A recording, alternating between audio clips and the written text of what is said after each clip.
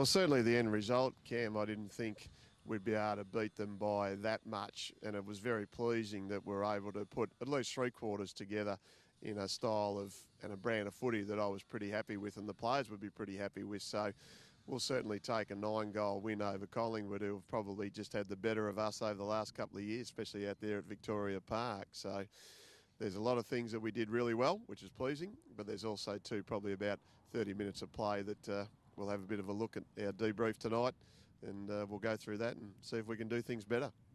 Just our press, and I thought our defensive pressure when we didn't have the ball, I was very, very pleased with. Our ability to force Collingwood to turn the ball over, especially in the first 3/4, was really encouraging. And then once we were able to get Collingwood to turn the ball over, I thought our counter-attack at times to go coast to coast from defence to obviously our forward line was really encouraging. And the spread of goal kickers I thought was very, very good too, with Dan Connors kicking 4 and Josh Capone, Will Johnson, and some of our midfielders chipped in as well. So if we can have a good spread of goal kickers, well, then that makes it more difficult for the opposition to defend.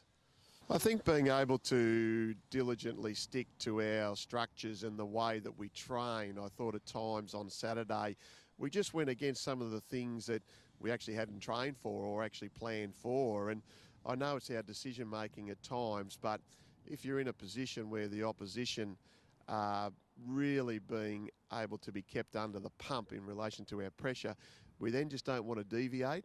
And I think percentage and how you actually finish games off are certainly going to be telling factors come towards the end of the year. So wins are always important, and that's the first priority, but also too, winning games with a healthy percentage, I think, are crucial towards the back end of the season.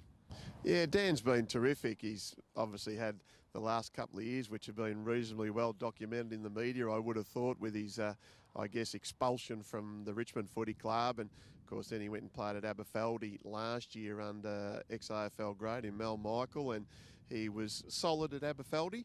And then he was looking for a bit of a change and just wanted to really see if he could get back to playing some sort of decent footy at a higher level. And he's actually friends with Rob Eddy, who was another new recruit that we got at the start of last pre-season. So Dan's fitted in really well. He's that, as we know, X-factor, and his ability to actually score goals. And he certainly plays a little bit taller than his frame would suggest. His overhead marking on Saturday, I thought, was a real feature of his game.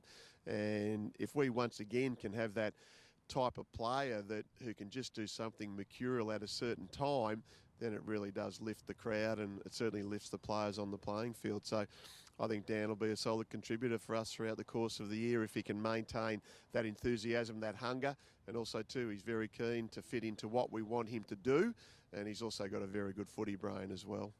This week? Yeah, I believe so, Cam. I don't think we were ready for that early game last year when we played Werribee out at Werribee. I think it was a round 15 game that kicked off the season.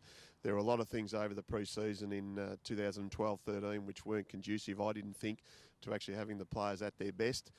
We were certainly marginally better than the second time we played them, but that was only for a half. And, you know, against really good sides like a Werribee or a Box Hill or a Geelong, you've got to talk about 4-quarter performances. So we'll endeavour to address that this week.